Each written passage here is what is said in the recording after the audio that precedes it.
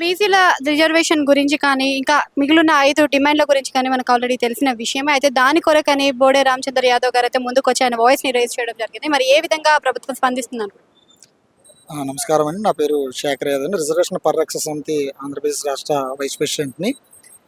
ప్రతి ప్రభుత్వం కూడా ఈ 75 సంవత్సరాల నుంచి కూడా బీసీలకు అది చేస్తాము, ఇది చేస్తామని కళ్ళబుల్లి మాటలు చెప్పడమే ప్రధాన అంశంగా అయింది. అయితే నిజంగా బీసీల మీద చిత్తశుద్ధే ఉండేటట్టయితే వారు ఎవరైతే ఇప్పుడున్న అధికార పార్టీ కూటమి ప్రభుత్వమో మేనిఫెస్టోలో పెట్టినటువంటి అంశాలు ఈ 2.5 ఏళ్ళ గడిచినా సరే ఈ రోజు వరకు పెట్టలేదు. కాబట్టిగా ఓ బీసీ ఉద్యమ నేత అయినటువంటి బోడే రామచంద్ర యాదవ్ గారు నిరాదీక్ష చేయడానికి పూనుకోవడం జరిగింది. ఇది అందరిలో చలనం వచ్చింది కాబట్టి ఈరోజు రాష్ట్రంలో ఉన్న వాళ్ళందరూ 2 రాష్ట్రాల్లో ఉన్న బీసీ సోదరులందరూ కూడా మద్దతు తెలపడానికి రావడం జరిగింది. మరి ఈరోజు మేమేమడుగుతున్నాము, మాకున్న ఓటా మాకు ఇమ్మని అడుగుతున్నాము తప్ప మిగతా ఓటా మాకు కావాలని మేము అడగట్లేదు కదా జనరల్గా. మరి మా ఓటా మాకు ఇవ్వడానికి ప్రభుత్వం ఏమిటంటే నొప్పి.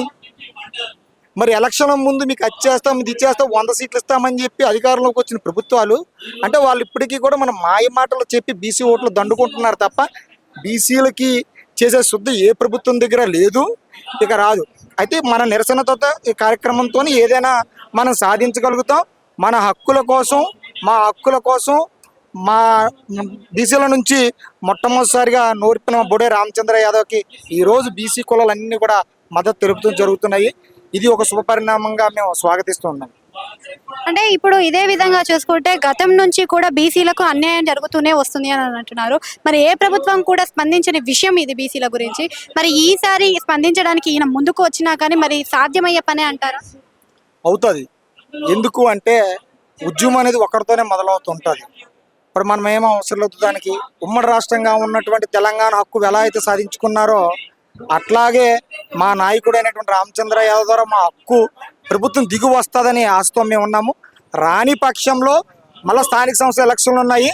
అప్పుడేటో మేము మా బీసీలు అందరూ కూడా కూటమి ప్రభుత్వానికి సరైన గుణపాఠం చెప్తామని మేము సభకు తెలియజేస్తున్నాం.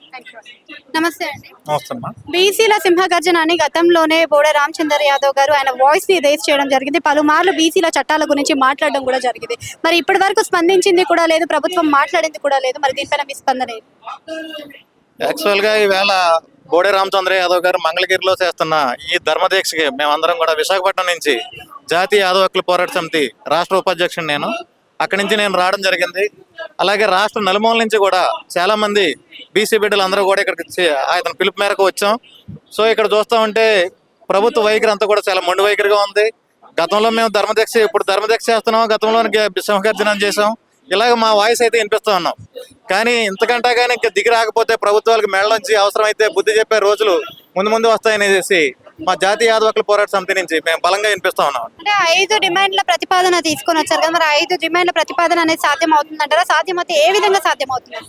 సాధ్యంగా అనక మా న్యాయబద్ధమైన హక్కులే మేము అడుగుతున్నామండి. 1000 ఎకరాలని అది 33,000 ఎకరాలు ప్రభుత్వం ప్రజల నుంచి కలెక్ట్ చేసిన తర్వాత అందులో మా జనాభా శాతకు తగ్గట్టుగా 56% మేముంటే 1000 ఎకరాలు ఆయన అడిగారు.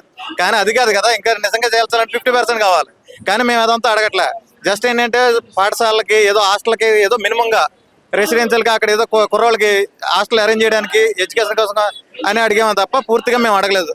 మొదటి దశగా మేము 1000 ఎకరాలు అడిగాం. కానీ మా బీసీలకి మేము కావాల్సిన న్యాయబద్ధమైన వాటా అయితే ఇంకా చాలా ఎక్కువ ఉంది. అలాగే 5 డిమాండ్లు అనేవి మేము కోరిన న్యాయబద్ధమే.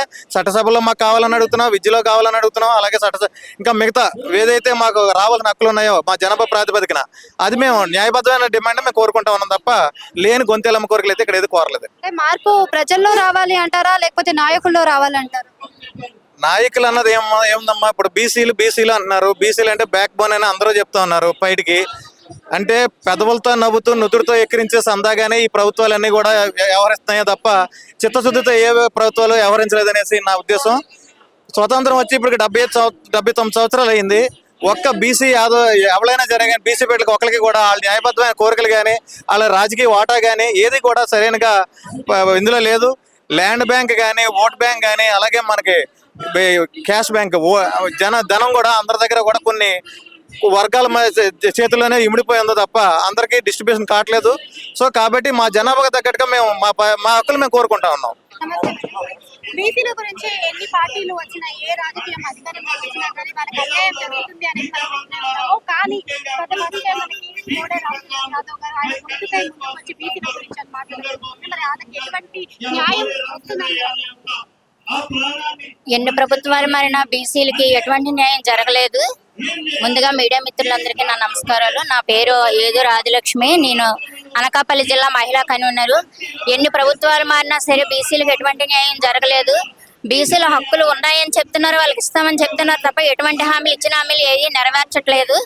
బీసీలకు 5 డిమాండ్లు మా జాతీయ అధ్యక్షుడు బోడే రామచంద్ర యాదవ్ గారు చెప్పారు. 1 బీసీ రక్షణ చట్టం, 2 రాజధానిలో 1000 ఎకరాల స్థలం కేటాయించాలని, 3 చట్టసభల్లో బీసీలకు 44% రిజర్వేషన్ కల్పించాలని, ఉద్యోగాలు 44% రిజర్వేషన్ కల్పించాలని, ఉద్యోగాలు 44% రిజర్వేషన్, బీసీ రక్షణ చట్టం, కులగణన.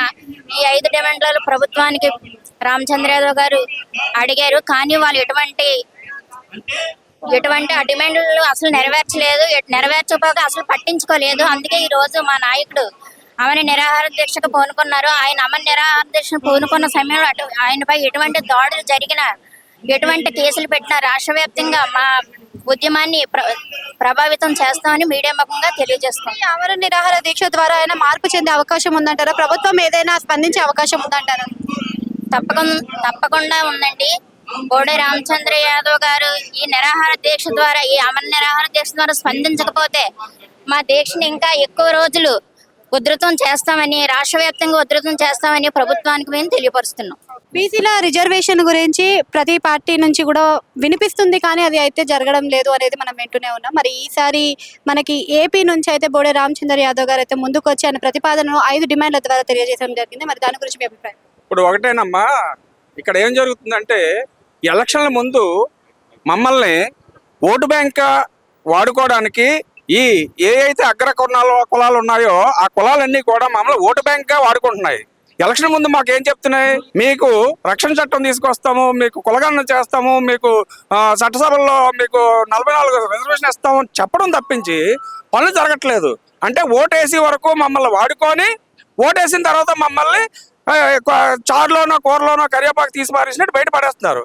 ఈ 3 కోట్ల మంది మేము ఉంటే 5 కోట్ల మందికి 3 కోట్ల మంది బీసీలు ఉంటే కనీసం బీసీలు వాటా ఎంత, బీసీలు కొనగాలని ఎందుకు జరగట్లేదు, బీసీలు ఏ కులం ఎంతమంది ఉన్నారన్నది ఎందుకు తేల్చట్లేదు, ఇది మాకు కావాలి.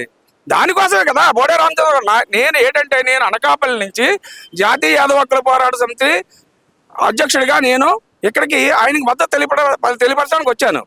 అయితే ఇక్కడ మాకు ఎటువంటి న్యాయం జరగట్లేదు. ఎందుకంటే అంత కళ్ళకు కట్టినట్టు కనబడుతుంది కదా. ఇప్పుడు ఏ పార్టీ వచ్చినా, జగన్మోహన్ రెడ్డి పార్టీ వచ్చినా మాకు అన్యాయం జరుగుతుంది, టీడీపీ చంద్రబాబు నాయుడు పార్టీ వచ్చినా మాకు అన్యాయం జరుగుతుంది. మాకు ఎప్పుడు న్యాయం జరుగుతుంది? న్యాయం జరగాలంటే బోడే రామచంద్ర యాదవ్ లాంటి నాయకుడు మాకు వస్తే, ఆయనకి ఏమైనా రేపు రాజకీయంగా ముందుకు వస్తే అప్పుడు మాకేమైనా న్యాయం జరుగుతుందని ఇప్పుడు ఆయనకి మద్దతు తెలపడానికి మేమందరం వచ్చాం. ఇప్పుడు ఒకటే, ఏది జరిగినా ఆయనకి ఎటువంటి ప్రాణహాని జరిగినా ప్రభుత్వం పూర్తి స్థాయిలో ఆ బాధ్యత తీసుకోవాల్సిన పరిస్థితి వస్తుంది. ఎట్టి పరిస్థితుల్లోని కూడా ఆయన్ని కానీ ఎటు ఇబ్బంది పెట్టి ఆయన్ని ఏ రకంగా హింసించినా ఏది చేసినా సరే దానికి పూర్తి బాధ్యత ప్రభుత్వం మీదే పడుతుంది. అందుకని ఇది కానీ సరే ఆయన 1 రోజు 2 రోజుల్లోనే ఇది సంస్థను క్లోజ్ చేసి ఆయన ఈ గవర్నమెంట్ ముందు చెప్పింది కదమ్మా, ఎలక్షన్ ముందు 4 హామీలు అయితే ఆయన చెప్పిందే. ఆ 4 హామీలుగా అదనంగా అడిగాం, మేము 1000 ఎకరాల భూమి అడిగాం రాజధానిలో. అందరికి ఇస్తున్నారు కదా, అందరికి ఇస్తాడు, మాకు ఇవ్వడానికి ఏంటుంది? ఇది 3 కోట్ల మంది బీసీలకి 1000 ఎకరాల భూమి ఇవ్వడానికి ఎవరికి ఇబ్బంది లేదు. కాబట్టి ఇది కంపల్సరిగా నెరవేరాలి. నెరవేరే వరకు మేము ఈ పోరాటానికి రామచంద్ర యాదవ్ గారికి పూర్తి మద్దతు తెలియపరుస్తాం.